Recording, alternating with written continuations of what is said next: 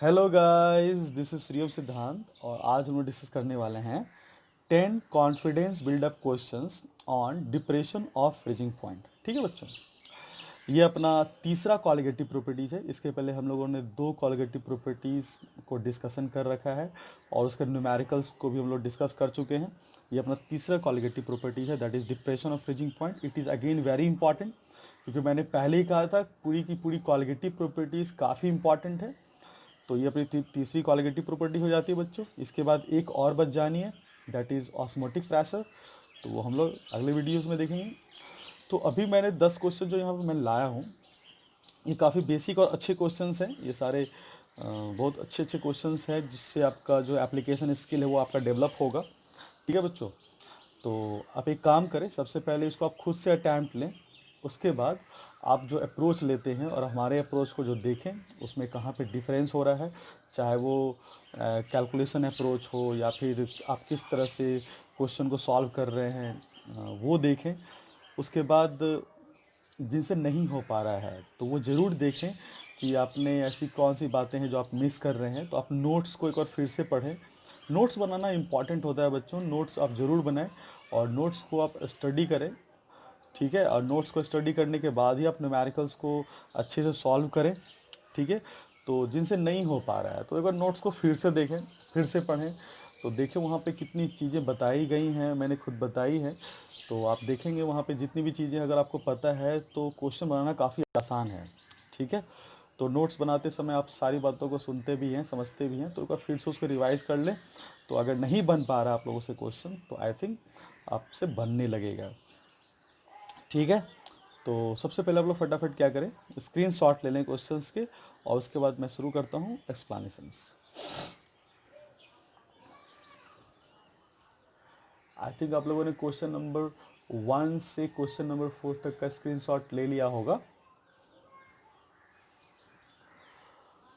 उसके बाद हम लोग 5th पे चलते हैं। अब 5th से लेकर क्वेश्चन नंबर 5th से लेकर आप लोग 10th तक का स्क्रीन शॉट ले लें।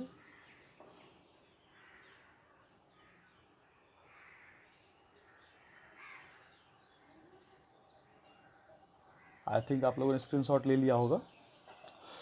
तो आपके पास 10:30 क्वेश्चंस आ चुके हैं। तो आप लोग ईमानदारी से एक बार अटैम्प्ट लें, सॉल्व करें, उसके बाद फिर से वीडियो को कंटिन्यू करें बच्चों। ठीक है, चलिए। तो आई थिंक आप लोगों ने अटैम्प्ट ले रखा होगा, ले लिया होगा आप लोगों ने अटैम्प्ट। तो अब मैं शुरू करता हूँ और आप अपने अप्रोच को मेरे अप्रोच से ज़रूर मिलाएं। तो मैं शुरू करता हूँ आज के क्वेश्चन नंबर 1 से। क्या कहता है, the molal freezing point constant of C6H6 is 4.90। तो मोलल फ्रीजिंग पॉइंट कांस्टेंट क्या होता है, तो गिवन क्या है, तो मोलल फ्रीजिंग पॉइंट कांस्टेंट का मतलब होता है बच्चों KF, और दिया हुआ किसका है, C6H6 का दिया हुआ है। This is equals to 4.9 and it's melting point is 5.51 degree Celsius. और C6H6 का ही मेल्टिंग पॉइंट दिया हुआ है, यानी कि ये प्योर है। This is TF0। तो TF0 ऑफ C6H6 जो हो जानी है, दिस इज 5.51 डिग्री सेल्सियस। कहता है a solution of 0.816 gram of a compound A when dissolved in 7.5 gram of benzene. तो ए कोई कंपाउंड है जिसको आपको डिसॉल्व करना है बेंजीन में। यानी कि ये जो C6 है बच्चों, C6H6, ये बेंजीन ही है। C6H6 तो के काफ़ी आइसोमर्स हो सकते हैं, लेकिन यहाँ पे आपको क्लियर हो चुका है अब ये C6H6 कुछ और नहीं, ये बेंजीन ही है। तो बेंजीन के बारे में बताया जा रहा है कि 7.6 ग्राम बेंजीन को लिया जाएगा और उसमें अगर 0.816 ग्राम कोई कंपाउंड ए अगर घुलाया जाएगा, तो उसका जो फ्रीजिंग पॉइंट है वह 1.59 डिग्री सेल्सियस हो जाएगा। It's mean this is the value of TF, freezing point of the solution. TF है ये, इसकी वैल्यू दी गई बच्चों 1.59 डिग्री सेल्सियस। और यहीं पे साथ साथ में लिखा गया है weight of 0.816 gram of compound, यानी कि वेट ऑफ सॉल्यूट है ये। तो वेट ऑफ सॉल्यूट आपको दे दिया गया बच्चों, दिस इज 0.816 ग्राम। और वेट ऑफ सॉल्वेंट आपको दिया गया है, this is benzene, and this is equals to 7.5 gram. ठीक है बच्चों, अब देखो अपने को निकालना क्या है, calculate the molar mass of the compound. तो आपको निकालना है मॉलिक्यूलर वेट ऑफ ए निकालना है, ए बोले तो सॉल्यूट का निकालना है। तो सबसे पहले फटाफट हम लोग रॉड्स लॉ लगा दें। देखो अब ये जो बातें होती हैं ये लिखना ज़रूरी होता है, खास करके वैसे बच्चों के लिए जो बोर्ड्स के बच्चे हैं, वो गिवन डेटा लिखें और उसका फॉर्मूला ज़रूर लिखें।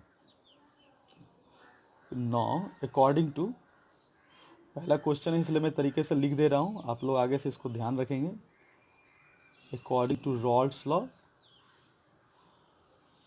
Of depression of freezing point, DFP आप नहीं लिख सकते बोर्ड एग्जाम में, आपको पूरा लिखना होता है डिप्रेशन ऑफ फ्रीजिंग पॉइंट।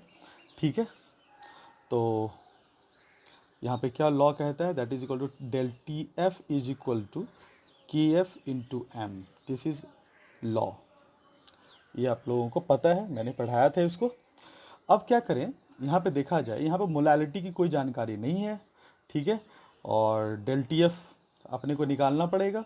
तो एक काम करें, हमको मॉलिक्यूलर वेट ऑफ सोल्यूट पूछा जा रहा है, तो एक काम करें, तो मोलालिटी को हम लोग पहले सोल्यूट और सॉल्वेंट के मास के फॉर्म में लिख लें।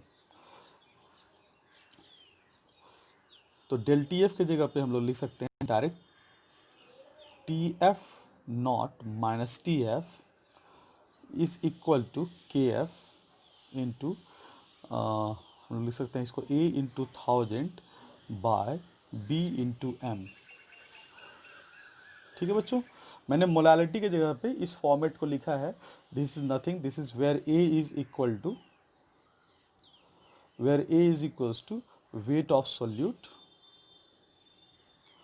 B is equal to weight of solvent और M is equal to molecular weight of solute। ठीक है बच्चों, तो यहाँ पे ये तो अपना बेसिक फॉर्मूला था, इस बेसिक फॉर्मूला को अपने को इसमें ट्रांसफॉर्म करना था, क्योंकि अपना information wait of solute wait of solvent में था।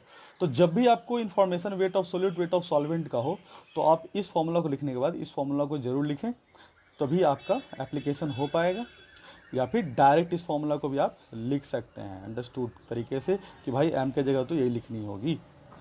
तो आप फटाफट यहाँ वैल्यू रख लें, सारी वैल्यू आपको पता है ना, तो फटाफट रख लें।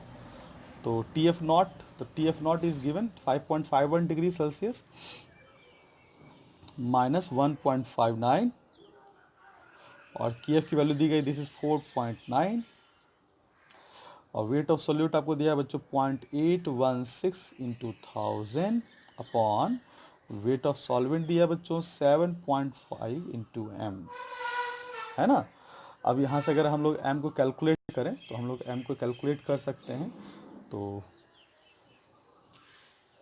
इसको आप सॉल्व करें, एम को इधर ले जाएं और इसको कैलकुलेट करें। तो एम को अगर कैलकुलेट कीजिएगा तो आपका आंसर यहाँ पे आ ही जाना है, और वो कितना आ जाएगा 136 ग्राम मोल इनवर्स, ये आपका आ जाएगा। ठीक है बच्चों, मॉलिक्यूलर वेट को ग्राम पर मोल में ही लिखते हैं, है ना, या फिर एएमयू पर मॉलिक्यूल में लिखते हैं, है ना। तो यहाँ पे अपने को ग्राम पर मोल में लिखना है। ठीक है, तो ये अपना आंसर हो गया। तो काफ़ी आसान था। यहाँ जो पहली बात मैं सिखाना चाह रहा था वो ये कि आपको जो डेटा दिया रहता है उसके हिसाब से आपको मोलालिटी को ट्रांसफॉर्म करना होता है। आगे भी हम लोग देखेंगे, अगर मान लो डेटा में वेपर प्रेशर वाली बातें होंगी तो मोलालिटी को हम लोग वेपर प्रेशर के टर्म में लिख लेंगे। ठीक है, अगर यहाँ पे मोल फ्रैक्शन वाला कोई सीन होगा तो हम लोग मोलालिटी को मोल फ्रैक्शन वाले टर्म में लिख देंगे। अगर आरएलवीपी का कोई यहाँ पे सीन होगा तो हम लोग आरएलवीपी के हिसाब से लिख देंगे। ठीक है, यानी कि ये तो अपना बेसिक फॉर्मूला हो गया, और यहाँ पे मोलालिटी को किस फॉर्म में लिखना है, वेट के फॉर्म में लिखना है, या वेपर प्रेशर के फॉर्म में लिखना है, या आरएलवीपी के फॉर्म में लिखना है, या फिर मोल फ्रैक्शन के फॉर्म में लिखना है, यहाँ पे कौन सा फॉर्म होगा आप डायरेक्ट इस्तेमाल करें। बहुत सारे बच्चे क्या करते हैं, पहले मोलालिटी निकाल लेते हैं उसके बाद एप्लीकेशन करते हैं, तो that will be too calculative, ये काफ़ी कैलकुलेटिव हो जाएगा बच्चों। तो तो आप लोग यहाँ पे ये एक चीज़ याद रखें, जो पहला काफ़ी आसान चीज़ था जो मैंने आपको सिखाया वो ये बात है। और बात और, ये जो गिवन विवन वाले सीन है, गिवन लिखना, अकॉर्डिंग टू लिखना, फॉर्मूला को लिखना, ये बोर्ड वाले बच्चों के लिए काफ़ी इंपॉर्टेंट है, क्योंकि बाय द वे यहाँ पे कैलकुलेशन में कुछ गड़बड़ हो जाता है तो टीचर्स जो होते हैं समझ जाते हैं कि भाई आप बच्चा सोचता सही था, बस यहाँ पे कैलकुलेशन एरर है, तो उसमें कुछ नंबर कट करके आपको सारे नंबर मिल जाते हैं, ठीक है।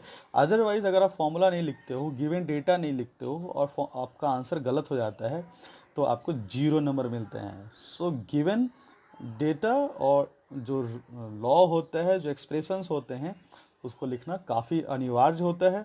और अगर आप इस तरह से कुछ लिख देते हो, ए लिख देते हो, बी लिख देते हो, एम लिख देते हो, जो कि कुछ अननोन वेरिएबल्स हैं, तो आप यहाँ पे उसको दिखाना पड़ेगा आपको कि भाई ए क्या है, बी क्या है, एम क्या है। तो this is a first question, इसको मैंने भाई तरीके से बना दिया, ठीक है। चलो अब मैं सेकंड क्वेश्चन पे चलता हूँ।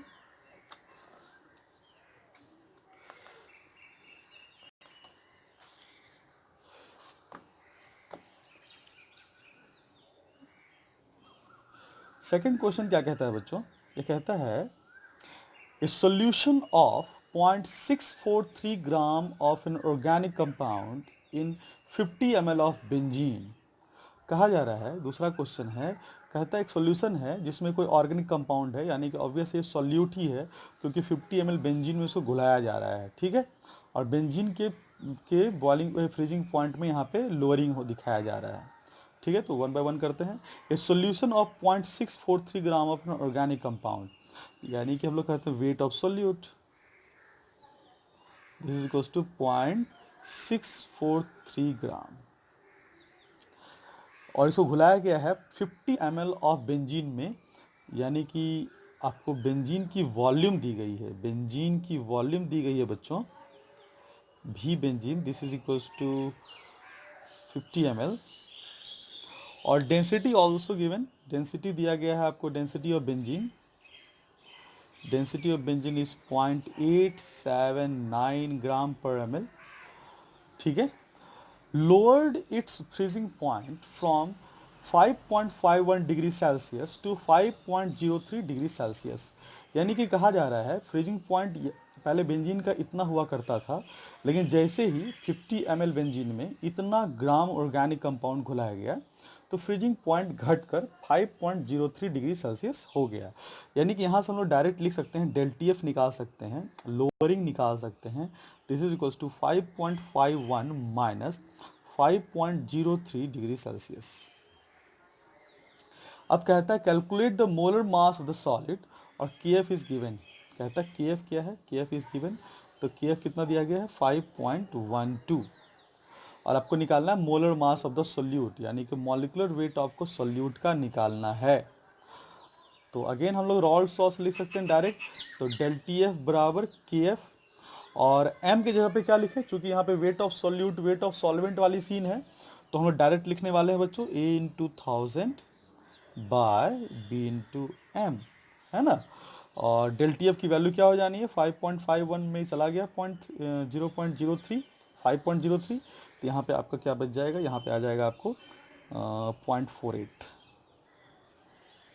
तो डेल टी एफ की वैल्यू 0.48 आ गई, के एफ की वैल्यू 5.12 दी गई है। A is the weight of solute, मैंने पीछे लिखा था, ठीक है। तो वेट ऑफ सोल्यूट है आपका 0.643 ग्राम, और 1000 लिख दें डिवाइडेड बाय आपका वेट ऑफ सॉल्वेंट है, B is the weight of solvent. तो वेट ऑफ सॉल्वेंट क्या होता है, यहाँ पे वॉल्यूम ऑफ सॉल्वेंट और डेंसिटी ऑफ सॉल्वेंट दिया गया है, तो volume multiply density gives mass of the solvent, तो 50 इंटू 5.879, 50 इंटू 0.879, और यहाँ पे लिख देते हैं M is the molecular weight of the solute. अब इसको आप कैलकुलेट करो, यहाँ से आप अगर कैलकुलेट करते हो तो m की जो वैल्यू है वो आ ही जाएगी 156.06 ग्राम पर मोल, ये आपका आंसर आ जाएगा, ठीक है बच्चों। तो अब अगला क्वेश्चन चले, हम थर्ड क्वेश्चन को देखते हैं। थर्ड क्वेश्चन में देखा जाए बच्चों, उसमें क्या कह रहा है, उसमें कहता है how much ethyl alcohol must be added to 1 liter of water so that the solution will freeze at 14 degree Fahrenheit.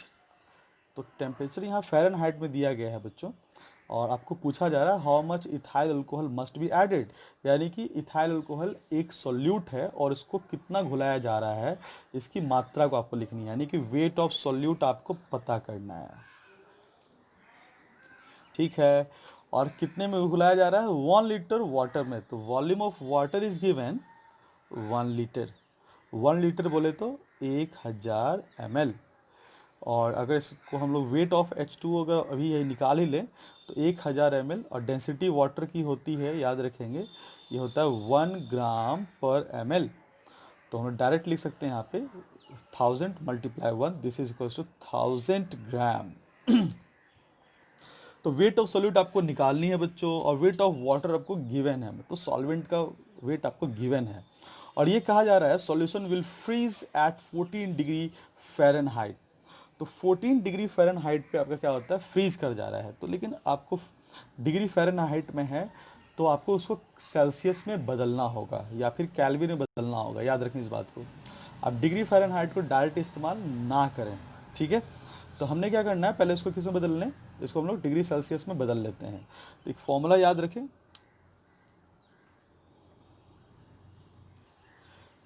Degree Celsius में बदलने के लिए फ़ारेनहाइट को क्या करना होता है, 5/9 इंटू फ़ारेनहाइट -32, डिग्री फ़ारेनहाइट -32, ये फॉर्मूला आप लोग याद रखें। अब यहाँ से हम लोग सेल्सियस में कन्वर्ट कर सकते हैं अपने फ़ारेनहाइट को। तो फ़ारेनहाइट कितना है, 14 फ़ारेनहाइट।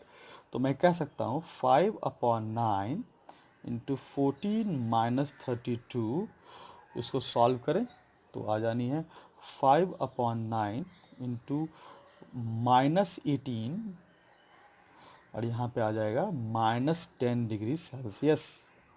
तो इस टेम्परेचर पे बात की जा रही है, कहता है फ्रीज एट 14 डिग्री फ़ारेनहाइट। तो सॉल्यूशन का जो फ्रीजिंग पॉइंट था बच्चों वो 14 डिग्री फ़ारेनहाइट था, इसका मतलब -10 डिग्री सेल्सियस था। तो this is the freezing point of the solution, यानी हम लोग कह सकते हैं TF is equal to -10 degree Celsius. क्योंकि वाटर अपना सॉल्वेंट है तो TF नॉट अपने को पता है, प्योर वाटर का जो फ्रीजिंग पॉइंट होता है वो 0 डिग्री सेल्सियस होता है, ठीक है बच्चों। अब अपने को निकालना है क्या, वेट ऑफ सॉल्यूट। तो वेट आ गया फिर से, तो वेट वाला सीन लिखना है। तो according to Raoult's law del TF बराबर KF, और M के जगह पे वेट वाला एक्सप्रेशन। तो वेट वाला एक्सप्रेशन क्या होता है, A × 1000 बाय B × M। तो मोलालिटी की जगह पे हम लोगों ने वेट वाला एक्सप्रेशन ले रखा है यहाँ पे, ठीक है। अब डेल TF की वैल्यू कितनी हो जाएगी, तो del TF is equal to होता है TF नॉट माइनस TF, तो 0 -10 degree Celsius, this is equals to 10, और KF की वैल्यू आपको दी गई है, दिस इज 1.86। और अगर नहीं भी दी गई हो तो वाटर के लिए KF का वैल्यू याद रखें, कभी कभी अगर नहीं दी जाती है तो 1.86 आप लोग इस्तेमाल कर सकते हैं। और A तो अपने को निकालना है, this weight of the solute, I have to calculate it, A into 1000 by B. B is the weight of the solvent, this is 1000, and M is the weight of the solute। तो ethyl alcohol का formula होता है C2H5OH, और इसका अगर molecular formula को निकालेंगे this will be 46, ये अपने को याद है, ठीक है, काफ़ी पॉपुलर कंपाउंड है, तो इसका हो जाता है 46। तो अब डायरेक्ट 46 से यहाँ पे डिवाइड कर दें। अब यहाँ से A का वैल्यू निकाल लें, तो A की जो वैल्यू आ जानी है वो आ ही जाएगी 247.31 ग्राम, ठीक है बच्चों। तो ये रहा अपना तीसरा क्वेश्चन, आप लोगों को समझ में आ रहा होगा। बस यहाँ पे ध्यान रखना है गिवन डेटा क्या है, और ये एक नई चीज़ आ गई, फ़ारेनहाइट वाली सीन आ गई यहाँ पे आप इसको याद रखें। डिग्री सेल्सियस को में अगर बदलना हो किसी फ़ारेनहाइट को तो कुछ नहीं करना है, उसमें 32 माइनस करके 5/9 से मल्टीप्लाई कर दें, ठीक है। तो अब चलते हैं हम लोग अपने अगले क्वेश्चन पे, दिस इज क्वेश्चन नंबर 4।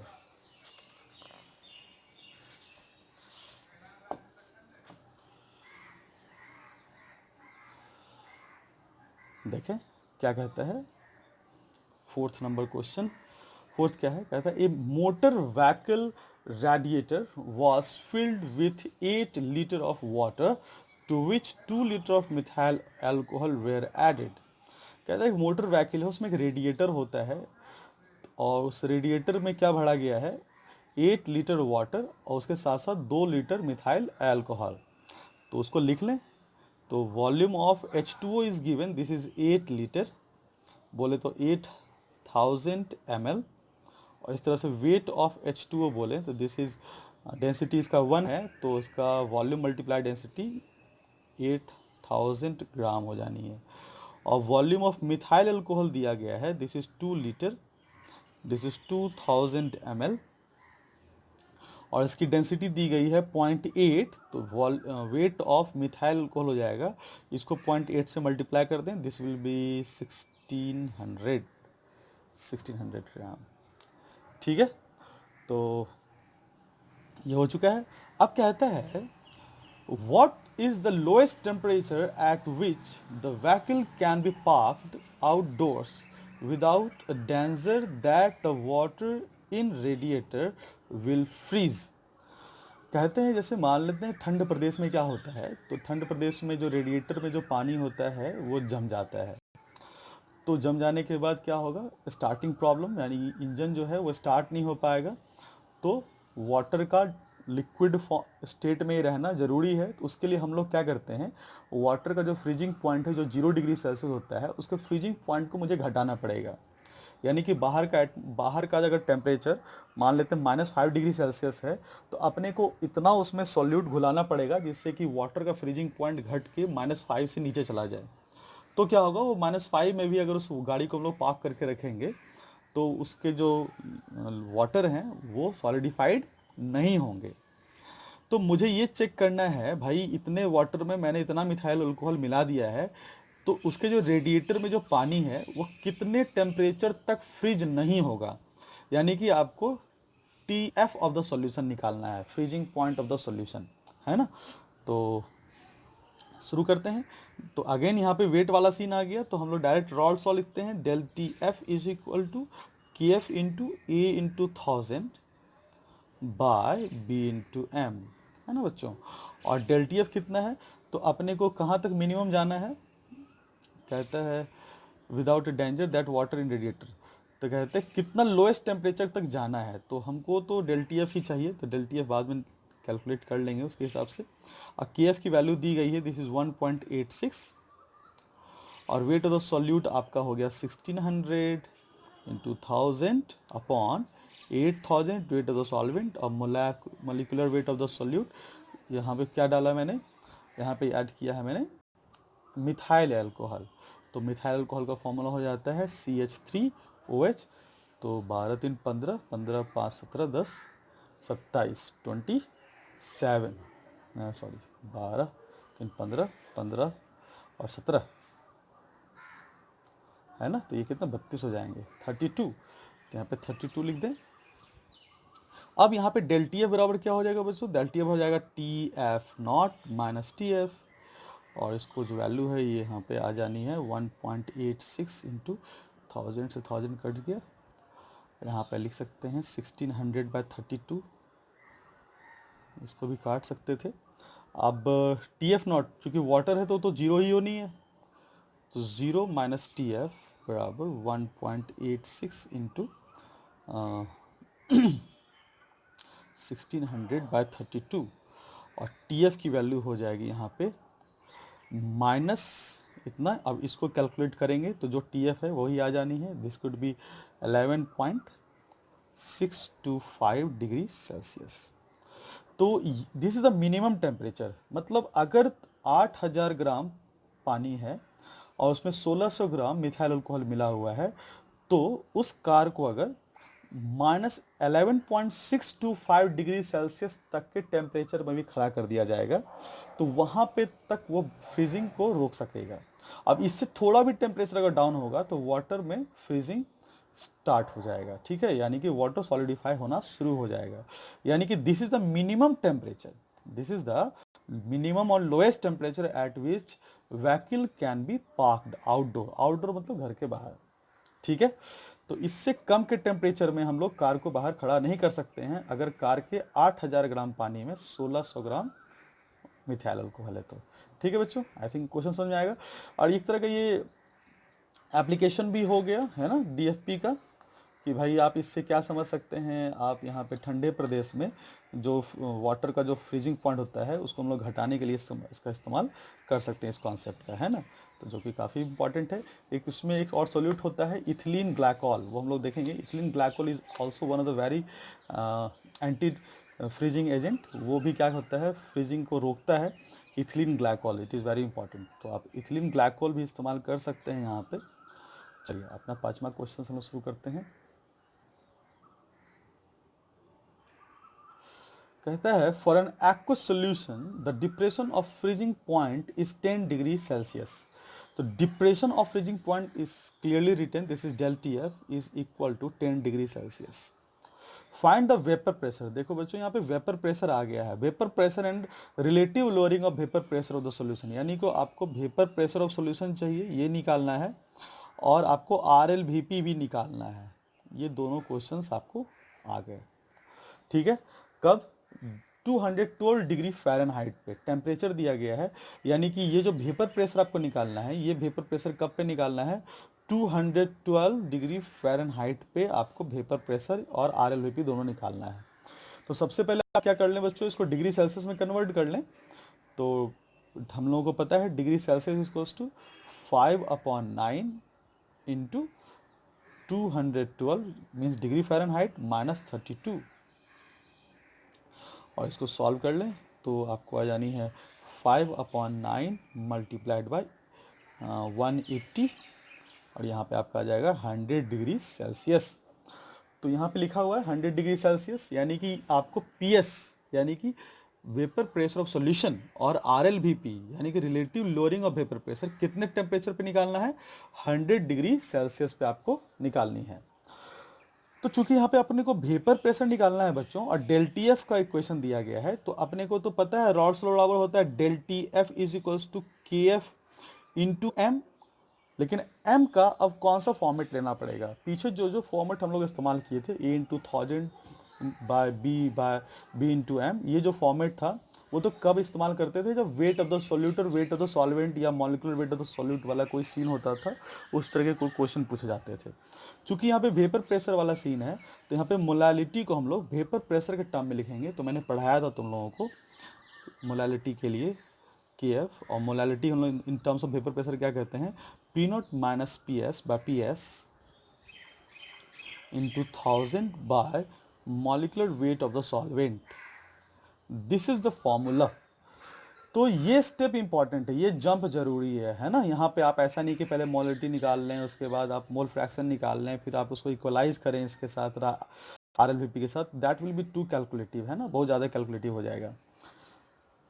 तो this jump is very important, है ना, कि भाई आपको प्रेशर से रिलेटेड बातें करनी है, तो मोलालिटी को डायरेक्ट मैं प्रेशर की लैंग्वेज में मैंने यहाँ पे व्यक्त कर दिया। अब del T F is clearly written, this is 10 degree Celsius and K F is not given. तो हम लोग चूंकि वाटर है तो के एफ इसका 1.86 ले लेंगे। मैंने कहा था कि आप इसको याद रखें, अगर नहीं गिवन है तो याद रखें। और पी नॉट का मान अपने को नहीं दिया है। तो अब देखो यहाँ पे थोड़ा समझने वाला बात है। क्या बात है? चूंकि 100 डिग्री सेल्सियस है, तो 100 degree Celsius is the boiling point of the water. 100 degree Celsius is boiling point of water. तो this is boiling point of water. तो बॉइलिंग पॉइंट ऑफ वाटर यहाँ पे दे दिया है, तो ये एक हिंट है। चूंकि अपने को वेपर प्रेशर बॉइलिंग पॉइंट पे पूछा जा रहा है, इसका मतलब एटमॉस्फेरिक प्रेशर 1 एटीएम रहा होगा, पीएटीएम। ठीक है, यानी कहने का मतलब क्या है, वाटर का जो बॉइलिंग पॉइंट जब होता है, या किसी भी लिक्विड का जब वह बॉइलिंग पॉइंट पे आता है, तो उसका जो वेपर प्रेशर होता है वो एटमॉस्फेयर प्रेशर के बराबर हो जाता है। और बॉइलिंग पॉइंट पे पी नॉट का मान किसी भी लिक्विड के लिए 1 एटीएम ही होता है। तो हम लोग पी नॉट के लिए 1 रख देते हैं। कोई भी लिक्विड हो अगर वो अपने बॉइलिंग पॉइंट पे है, कोई भी लिक्विड हो अगर वो अपने बॉइलिंग पॉइंट पे है, तो उसका वेपर प्रेशर 1 एटीएम ही माना जाएगा। ठीक है बच्चों, तो यहाँ पे देखें तो यहाँ पे 1 माइनस पी एस तो अपने को निकालना है बाय पी एस इंटू 1000, और आपका मॉलिकुलर वेट सॉल्वेंट का हो गया 18। और यहाँ से आप सॉल्व कर लें अब फटाफट करके, तो यहाँ से आप पी एस को निकाल लें, तो पी एस जो वैल्यू आ जानी है वो आ ही जाएगा। कितना आ जाएगा? 0.911, 0.911 आ जानी है, तो आप लिख लें 0.911। अब यहाँ पे आपको पूछा जा रहा था relative lowering of vapour pressure, तो यहाँ पे relative lowering of vapour pressure निकाल लें आर एल वी पी। तो आर एल वी पी क्या होता है? P not minus P S, P not minus P S by P not होता है। तो आर एल वी पी की वैल्यू कितनी हो जाएगी? पी नॉट अपने को पता है, P not is equal to 1, और पी एस अपने को पता है दिस इज 0.911। ठीक है, ये आपका हो गया, और डिवाइडेड बाय पी नॉट आपका 1। तो आप इसको सॉल्व कर लें, तो 1 माइनस 0.9 अबाउट 0.1 के बराबर हम लोग इसको कह सकते हैं। यानी कि आर एल वी पी जो वैल्यू हो गई आपकी कितनी हो गई? 0.1 के बराबर हो गई, है ना। तो आपको पता चल चुका है कि यहाँ पे क्या सिखाना मैं चाह रहा था। यहाँ पे सिखाना चाह रहा था कि जब भी आपको डेल टी एफ की वैल्यू दी गई हो और आपको वेपर प्रेशर की बात की जा रही हो, तो डायरेक्ट आप इस फॉर्मूला का इस्तेमाल करें। Del T F is to K F P not minus P S by P not into P S into 1000 by molecular weight of the solvent. ठीक है बच्चों, तो आई थिंक ये आपसे बन गया होगा, और इस तरह से अगर आप बनाए हैं तो बहुत अच्छी बात है। ठीक है, तो अब हम लोग नेक्स्ट चलते हैं अपने 6th क्वेश्चन पे।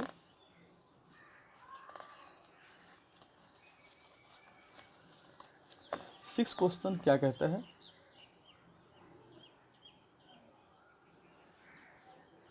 कहता है A B C are non electrolyte solid solute when 0.05 mole of A, 31.3 gram of B and 1.1 mole of C get dissolved in 0.25 liter of water, a decrement in freezing point by 5 degrees Celsius is observed। कहता है भाई कि कोई एक liquid लिया गया, कितना? 0.25 litre का वाटर लिया गया। अब 0.25 लीटर वाटर में इतना मोल यानी 0.05 मोल ए मिलाया गया, 31.3 ग्राम बी मिलाया गया, 0.1 मोल सी मिलाया गया, तो ये देखा गया फ्रीजिंग पॉइंट में 5 डिग्री सेल्सियस का डिक्रीमेंट ऑब्जर्व होता है। तो कहता है what is the molecular weight of B. तो this question is just like बच्चों, ये है क्वाइनरी सॉल्यूशन, मतलब एक ऐसा सॉल्यूशन जिसमें क्या है, एक से ज़्यादा सोल्यूट हैं। तो एक से ज़्यादा सॉल्यूट वाले सिस्टम के लिए हम लोग एक रिलेशन ले सकते हैं कि डेल टी एफ बराबर होता है K F into M one plus M two, तो अपने को M A plus M B plus M C, है ना। अगर मान लो यहाँ पे 2-3 सॉल्यूट और होते तो सबके मोलैरिटी को मैं जोड़ देता।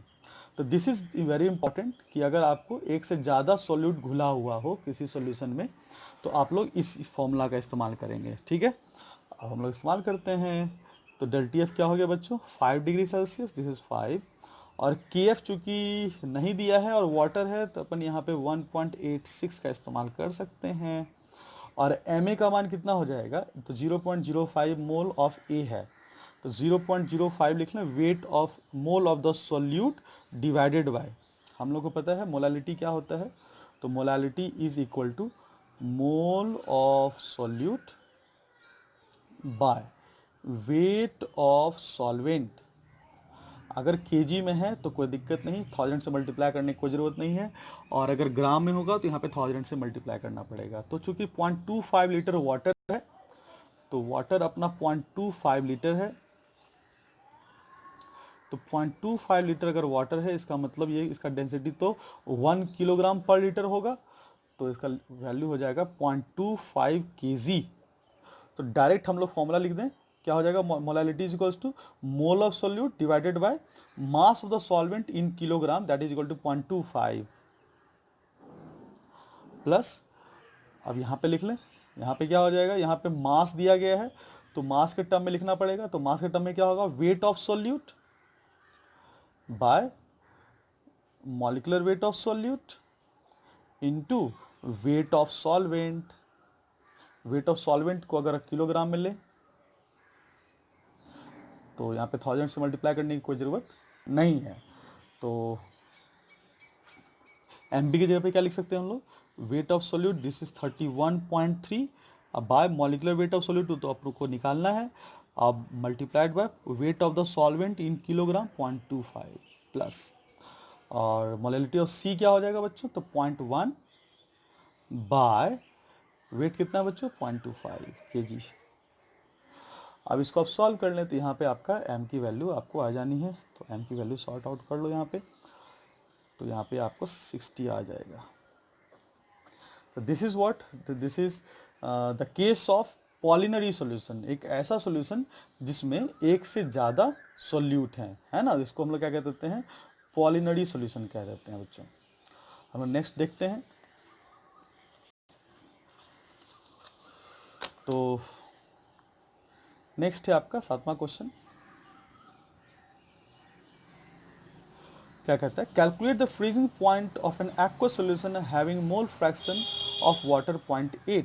कहता है कोई एक सॉल्यूशन है जिसमें मोल फ्रैक्शन ऑफ वाटर दिया गया है 0.8, तो इसका मतलब मोल फ्रैक्शन ऑफ सॉल्यूट क्या रहा होगा, 0.2 रहा होगा, क्योंकि मोल फ्रैक्शन क्या होता है 1 होता है टोटल, तो 1 माइनस 0.8 0.2। और कहता क्या है, calculate the freezing point of the solution, यानी कि आपको टीएफ निकालना है, और दिया है लेटेंट हीट ऑफ फ्यूजन यानी कि एलएफ दिया हुआ है आपको, दिस गोज टू 1436.3 कैलोरी पर मोल। तो मैंने कहा था यहाँ पे, चूंकि देखो भाई यहाँ पे एलएफ दिया है गया है और यहाँ पे केएफ नहीं दिया गया है। एक बात और ध्यान रखें, चूंकि यहाँ पे सॉल्वेंट वाटर है तो बहुत बच्चे क्या करेंगे, डायरेक्ट केएफ से यहाँ पे सॉल्यूशन कर दिए होंगे, तो वो भी कर सकते हो, लेकिन जब आप केएफ को निकाल सकते हो ना, तो पहले केएफ निकालना चाहिए, ठीक है। तो पहले आप केएफ निकाल लें, क्योंकि केएफ की वैल्यू जो होती है वो 1.86 होती है, हो सकता है इसमें कुछ डिफरेंस आ जाए, है ना। तो अगर आप किसी क्वेश्चन में आपको पता है कि सॉल्वेंट वाटर है और केएफ को निकालने का कोई तरीका नहीं दिया गया है, तो आप 1.86 ले लें, या फिर अगर आपको एलएफ दिया गया है तो आपको पहले केएफ निकालना होगा, क्योंकि हो सकता है जो आंसर है वो 1.86 पे ना हो। तो चूंकि यहाँ पे वाटर है और एलएफ की वैल्यू दी गई है, तो हम लोग क्या करते हैं, पहले केएफ निकाल लेते हैं। तो केएफ बराबर मैंने फॉर्मूला पढ़ाया था कि जब एलएफ कैलोरी पर मोल में हो तो केएफ बराबर हम लोग mRT² बाय 1000 एलएफ लिखते हैं, जहाँ पे टी क्या है फ्रीजिंग पॉइंट, अब यहाँ पे एम का मान रख दें, तो M is the molecular weight of the solvent, this is 18। R का मान, चूंकि कैलोरी में एलएफ का मान कैलोरी में है तो आर का मान 2 लेना पड़ेगा, 2 कैलोरी के टर्म में। और टेम्परेचर आपका क्या होता है, फ्रीजिंग पॉइंट होता है वाटर का 0 डिग्री सेल्सियस, तो यानी कि 273 कैल्विन। तो यहाँ पे आपको टेम्परेचर को फ्रीजिंग पॉइंट को कैल्विन में लेना पड़ेगा, तो 273 का स्क्वायर और डिवाइडेड बाय 1000, और एलएफ अपने को दिया है 1436.3, ठीक है बच्चों। तो केएफ की वैल्यू यहाँ से आपको कैलकुलेट करनी पड़ेगी, और ये आ जाती है, कैलकुलेट कर लो हम जरा, ये आपका आ रहा है 1.868, 1.868 आ रहा है। तो अगर आप इसको 1.86 करके बनाते तो आई थिंक आंसर तो अप्रोक्सीमेशन में आ ही जाता, लेकिन यहाँ पे परफेक्ट आंसर नहीं आ पाता। इसलिए मैं कह रहा था कि अगर आपको केएफ की रिक्वायरमेंट है और आपको एलएफ की वैल्यू दी गई है, तो आप पहले केएफ निकाल लें, वो ज़्यादा अच्छा होता है, ठीक है। अब यहाँ पे हम लोगों को मोल फ्रैक्शन दिया गया है और टीएफ पूछा जा रहा है, तो अपने को रॉल्स लॉ से पता है क्या, डेल टीएफ बराबर क्या होता है, केएफ इंटू एम होता है। अब मुझे मोलैलिटी को मोल फ्रैक्शन में कन्वर्ट करना है, तो मैं डायरेक्ट कन्वर्ट करूँगा इसको, और यही इसका मेन स्टेप है कि आप इसको डायरेक्ट कन्वर्ट करें। एक तो ये था इसका मेन स्टेप कि भाई आप क्या फॉर्मूला इस्तेमाल करते हैं, आप कहीं RT² बाय 1000 एलएफ तो नहीं लिख देते, क्योंकि RT² बाय 1000 एलएफ तब लिखते हैं जब यहाँ पे पर मोल होता है ना। और दूसरी बात है कि आप मोलालिटी को कहीं तो आप नहीं निकालने लगते हैं, तो मोलालिटी को आपको नहीं निकालना है, डायरेक्ट मोलालिटी को मोल फ्रैक्शन के टर्म में लिखना है। और molality in terms of mole fraction होता है mole fraction of solute into 1000 by mole fraction of the solvent into molecular weight of the solvent। And यहाँ पे डेल टी एफ का मान आपको निकाल लेते हैं हम लोग, डेल टी एफ को ही, और के एफ आपको निकल चुका है 1.868, और मोल फ्रैक्शन ऑफ सोल्यूट आपका है 0.2 into 1000 by 0.8 into molecular weight of solvent कितना हो जानी है, 18 हो जानी है। ठीक है, और डेल टी एफ की जगह पे क्या लिख सकते हैं हम लोग, T F not minus T F, and this could be equal to, तो यहाँ पे हम लोग इसको कैलकुलेट कर सकते हैं, अभी ऐसे रहने देते हैं अपने को, तो 1.868 इंटू 2000 डिवाइडेड बाय 8 इंटू 18 है ना, इस पॉइंट को मैंने हटा दिया है। अब यहाँ पे टी एफ नॉट की वैल्यू 0 होती है वाटर के लिए, तो 0 minus T F is equal to this 1.868 into 2000 upon 8 into 18। तो यहाँ से आप टी एफ निकाल लें, और ये जो टी एफ की वैल्यू है वो आपको आ जानी है -25.97 डिग्री सेल्सियस। ठीक है, तो यहाँ पे मैं क्या सिखाना चाह रहा था, एक तो मैं ये सिखाना चाह रहा था कि जब आपको ये भी लग सकता था सर बिना एल एफ के भी तो क्वेश्चन सॉल्व हो सकता था, ऑब्वियस हो सकता था, आप डायरेक्ट वहाँ पे 1.86 लेके क्वेश्चन को सॉल्व कर सकते थे, लेकिन चूंकि यहाँ पे एल एफ की वैल्यू दे दी गई है ना, तो आपको के एफ पहले निकालना चाहिए। ये एक पहली इन्फॉर्मेशन थी। दूसरी बात थी कि एल एफ आपको कैलोरी पर मोल में दिया है, तो आपको M R T square by 1000 L F लिखना होगा, लेकिन अगर कैलोरी पर ग्राम होता तो एम लिखने की जरूरत नहीं थी, बस are T square by 1000 L F से काम हो जाता अपना। तीसरी बात ये मैंने सिखाना चाहा तुमको कि जो यहाँ पे मोलालिटी है that could not directly calculate आप ना करें उसको, तो आप इसको डायरेक्ट मॉलिकुलर मोल फ्रैक्शन के टर्म में ही इसको एक्सप्रेस आउट कर दें, और आप फटाफट कैलकुलेशन पे सॉल्व कर लें। ठीक है बच्चों, तो यहाँ पे कुछ बातें थी जो सीखने वाली थी। अब हम लोग देखते हैं क्वेश्चन नंबर 8। क्वेश्चन नंबर 8 में क्या है, how much ice will separate if a solution containing 25 gram of ethylene glycol in 100 gram water is cooled to 10 degree Celsius. अब कहता क्या है बच्चों, ध्यान देंगे, how much ice will separate if a solution containing 25 gram of ethylene glycol in 100 gram water. तो आपको given दिया हुआ है, क्या गिवन, आपको वाटर के बारे में जानकारी दी गई है कि वाटर जो आपका है वो है आपका 100 ग्राम, और इथाइल अल्कोहल इथिलीन ग्लाइकॉल का जो इस्तेमाल किया गया, इथिलीन ग्लाइकॉल ना, हाँ इथिलीन ग्लाइकॉल का जो इस्तेमाल किया गया है, ये आपको इस्तेमाल किया गया है 25 ग्राम। तो ये कहा जा रहा है कि 25 ग्राम इथिलीन ग्लाइकॉल को घुलाया गया है वाटर के 100 ग्राम में, तो और उसको कूल किया गया है 10 डिग्री सेल्सियस, कूल्ड टू यानी कि -10 डिग्री सेल्सियस पे किया गया। कूल्ड टू मतलब आप उसको घटा के टेम्परेचर को, कूल्ड टू मतलब 10 डिग्री सेल्सियस से घटा दिया गया है, कूल्ड मतलब घटाना, टू 10 डिग्री सेल्सियस मतलब 10 डिग्री सेल्सियस से टेम्परेचर को घटा दिया गया। तो वाटर का फ्रीजिंग पॉइंट होता है 0 डिग्री सेल्सियस, 10 डिग्री सेल्सियस से कूल कर दिया गया है, यानी कि चले गए हम लोग -10 डिग्री सेल्सियस पे। तो ये पूरा सीन जो है वो किस पे रखा गया है, यानी कि टी एफ की जो वैल्यू दी गई है दिस इज -10 डिग्री सेल्सियस। ये एक बात था, एक लैंग्वेज वाली बात थी यहाँ पे जो समझने वाली थी। कूल्ड टू का मतलब क्या होता है, इसका मतलब सॉल्यूशन का हो गया, घटा करके -10 कर दिया गया है। तो अब वाटर 100 ग्राम है, इथिलीन ग्लाइकोल 25 ग्राम है, और टीएफ हो गया -10 डिग्री सेल्सियस। तो कहता है क्या 25 ग्राम को, अगर 25 ग्राम इथिलीन ग्लाइकोल को 100 ग्राम वाटर में घुला दें और उसको -10 डिग्री सेल्सियस पे रख दें, तो उससे कितने आइस बन जाएंगे। तो सिंपल सी बात है, इथिलीन ग्लाइकोल एक एंटी फ्रीजिंग एजेंट है, एक सोल्यूट है जो क्या करता है, वाटर को फ्रीज होने से रोकता है। लेकिन अगर -10 डिग्री सेल्सियस कर दिया जाएगा तो 25 ग्राम ग्लाइकोल कितने पानी को फ्रीज होने से रोकेगा? जितने पानी को फ्रीज होने से रोकेगा उसको छोड़कर जितने वाटर बचेंगे वो सारे आइस में कन्वर्ट हो जाएंगे। तो हम लोग एक बात करते हैं, मान लेते हैं लेट आइस जो है, आइस जो बना, आइस सेपरेटेड हुआ, यानी कि 25 ग्राम इथिलीन ग्लाइकोल कितने वाटर के लिए इनफ ना हो पाया। तो मैं कहूं कि आइस सेपरेटेड जो हुआ, मान लेते हैं x ग्राम आइस बना, इसका मतलब 25 ग्राम इथिलीन ग्लाइकोल जो है वो कितने वाटर को फ्रीज होने से रोका, यानी कि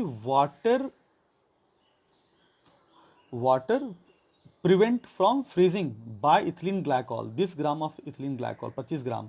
तो वाटर प्रिवेंटेड, वाटर जो बचाया गया वो आपका कितना हो जाएगा बच्चों? 100 ग्राम माइनस x ग्राम। इतने ग्राम वाटर को ही ये 25 ग्राम जो है आइस बनने से बचा पाया, बाकी जो s ग्राम थे वो आइस में कन्वर्ट हो गए, वो निकल गए। अब जो एक्सप्रेशन लगेगा डेल टी एफ वो किस पे लगेगा? वो 100 ग्राम वाटर के लिए लगेगा या इस पे लगेगा? तो हमेशा रॉल्स लॉ जो लगता है वो उस वाटर के लिए लगता है जिस वाटर का फ्रीजिंग पॉइंट घटा है। अब x ग्राम चूंकि आइस बन चुका है, इसका मतलब इसका फ्रीजिंग पॉइंट नहीं घट पाया था, इस वाटर के अमाउंट का फ्रीजिंग पॉइंट नहीं घट पाया था, और इस अमाउंट ऑफ वाटर का फ्रीजिंग पॉइंट घट गया था। तो अपने को इस वैल्यू को लेके आगे बढ़ना है। तो according to Raoult's law del T F is equal to K F into M. चूंकि फिर से वेट वाला सीन है, यहाँ पे लगा देंगे फॉर्मूला। तो डेल टी एफ यहाँ पे कितना हो जाएगा? तो जीरो अपना टी एफ नॉट है और टी एफ है आपका -10, तो घट के हो जाएगा 10 डिग्री सेल्सियस। तो डेल टी एफ आपका, क्योंकि आपका टी एफ नॉट जो होता है वो 0 डिग्री सेल्सियस होता है, तो डेल टी एफ आपका 10 हो गया। के एफ की वैल्यू आपको दी गई है, नहीं दी गई है तो आप डायरेक्ट 1.86 लिखें। और मोलालिटी जगह पे ए इंटू 1000, तो A is the weight of the solute, this is 25, A into 1000 by B क्या हो गया? वेट ऑफ द सॉल्वेंट जो प्रिवेंटेड है, जो अभी लिक्विड फॉर्म में है, जो आइस में कन्वर्ट नहीं किया है, दैट इज दिस अमाउंट। तो this is 100 minus X into molecular weight of the solute. तो इथिलीन ग्लाइकोल का फॉर्मूला क्या होता है बच्चों? CH2OH, CH2OH। This is the molecular formula of ethylene glycol. और इसका अगर मॉलिकुलर वेट निकाल लें बच्चों तो दिस कुड बी 62। ठीक है, ये याद रखने वाली चीज़ है। आप कैलकुलेट भी कर सकते हैं, सारे का वेट जोड़ देते हैं तो यहाँ पे 62 लिख दें, और यहाँ से आप x निकाल लें। तो जो आप x निकाल लेंगे दिस कुड बी 24.92 ग्राम। ठीक है, तो यहाँ ये x क्या था? जो आइस सेपरेट हुआ। तो ये क्वेश्चन बड़ा अच्छा क्वेश्चन था भाई। 10 डिग्री सेल्सियस, -10 डिग्री सेल्सियस पे किसी सॉल्यूशन को रख दिया गया और 100 ग्राम वाटर में 25 ग्राम इथिलीन ग्लाइकोल डाला गया। तो ये 25 ग्राम इथिलीन ग्लाइकोल कितने पानी को फ्रीज होने से बचा पाएगा? तो ये है। और कितने पानी को फ्रीज होने से नहीं बचा पाएगा? तो वो ये है। जितने को फ्रीज होने से नहीं बचा पाएगा वही तो आइस में कन्वर्ट हो जाएगा। That is the x and x is the answer. ठीक है बच्चों, आई थिंक ये क्वेश्चन समझ में आ गया होगा। बहुत अच्छा क्वेश्चन था ये। हम लोग देखते हैं आपके अगले क्वेश्चन पे। This is 9th number. कहता है the difference in the boiling point and freezing point of aqueous solution of urea should be 105 degree Celsius. तो क्वेश्चन में इस बार बड़ा अच्छा क्वेश्चन है ये कि आपको बॉइलिंग पॉइंट और फ्रीजिंग पॉइंट का डिफरेंस दिया गया है। तो सॉल्यूशन का है तो हम लोग कह सकते हैं बॉइलिंग पॉइंट हो गया सॉल्यूशन का TB, difference boiling freezing point of the solution TF, और ये वैल्यू दी गई आपको 105 डिग्री सेल्सियस। ये रहा क्वेश्चन। अब क्या कहता है? कहता है कि यूरिया शुड इतना, how much urea should be dissolved in 100 gram water. आपको वेट ऑफ यूरिया निकालना है बच्चों, ये आपको क्वेश्चन है, सॉल्यूट का अमाउंट निकालना है। इन 100 gram water, weight of water is 100 ग्राम। के एफ फॉर वाटर दिया गया है, के एफ वाटर का दिया गया है 1.86, और के बी भी दिया गया है वाटर का, के बी दिया गया है वाटर का 0.51। अब देखें हम लोग यहाँ पे कैसे कैलकुलेट कर सकते हैं। तो एक काम करते हैं हम लोग, हम लोग को चूंकि के एफ और के बी का रिलेशन दोनों का निकालना पड़ेगा, क्योंकि टी बी और टी एफ यहाँ पे रिलेट कर रहा है। तो एक काम करते हैं, हम लोग पहले रॉड्स लिखते हैं ई बी पी का, एलिवेशन ऑफ बॉइलिंग पॉइंट। तो हम लोगों को पता है del T B is equals to K B into M होता है, और इसको हम लोग लिखें तो हम लिख सकते हैं T B minus T B not बराबर के बी इंटू एम। और T B not T B not means boiling point of water, this is 100 degree Celsius. तो हम लिख सकते हैं यहाँ पे T B minus 100 is equal to K B into M. ये रहा पहला इक्वेशन। उसी तरह से हम लोग डिप्रेशन ऑफ फ्रीजिंग पॉइंट के लिए लिख सकते हैं क्या, del T F is equal to K F into M, और डेल टी एफ हो जाता है बच्चों T F not minus T F is equal to K F into M, और T F not is zero बच्चों, तो zero minus T F is equal to K F into M. तो यहाँ पे आ गया बच्चों minus T F is equal to K F into M. ये आ गया आपका दूसरा एक्सप्रेशन। अब अगर इक्वेशन 1 और इक्वेशन 2 को जोड़ दें तो T B minus T F का इक्वेशन आ जाएगा। तो हम लोग कहें 1 प्लस 2 कर दें तो कितना हो जाएगा, टी बी माइनस 100 प्लस, तो plus plus minus minus minus T F is equal to K B M plus K F M. ये हो जानी है। और तो लिख सकते हैं हम लोग क्या, T B minus T F minus 100 is equal to M into K B plus K F. और T B minus T F की क्वेश्चन आपको वैल्यू दी गई है 105 degree Celsius. 105 minus 100 is equal to, molality आपको नहीं दी गई है, तो मोलालिटी को आपको वेट के फॉर्म में लाना पड़ेगा, क्योंकि आपको वेट निकालना है।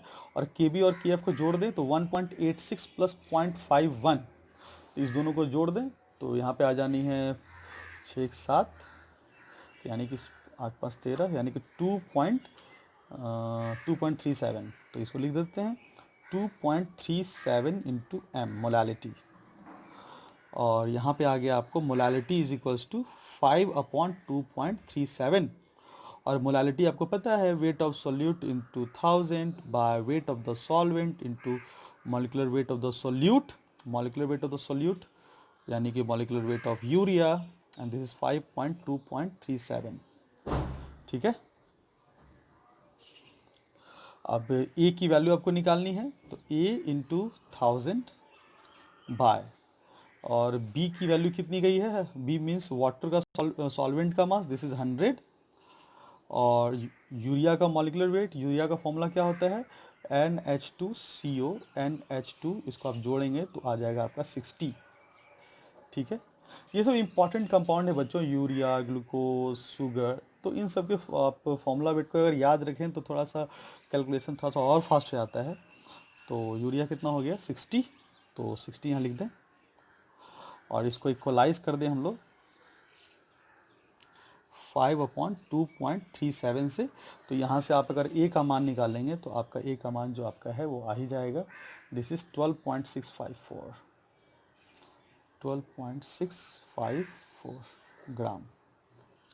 ठीक है बच्चों, तो बहुत अच्छा क्वेश्चन था ये आपको ये एक्सप्रेशन यहाँ पे आपको थोड़ा सा मैथमेटिकली आपको अलजेब्रिक फॉर्म में कन्वर्ट करना था इसको, और इसको सॉल्व कर लेना था। तो बहुत ही आसान क्वेश्चन था। अब 10th नंबर क्वेश्चन देख लें। 10th नंबर क्वेश्चन क्या कहता है, कहता है the depression of freezing point of A solution of an organic compound in benzene is 0.84 degree Celsius. तो डिप्रेशन क्लियरली लिखा है बच्चों, दिस इज डिप्रेशन, यानी कि आप डेल टी एफ लिख दें, del T F this is 0.84 degree Celsius. What is the mole fraction of the solute, आपको पूछा जा रहा है mole fraction of solute. If the molecular depression constant for benzene, आपको दिया गया है मॉलिकुलर डिप्रेशन कांस्टेंट किसका, बेंजीन का दिया गया है, कितना दिया गया है, this is 51.2, this is equal to 51.2।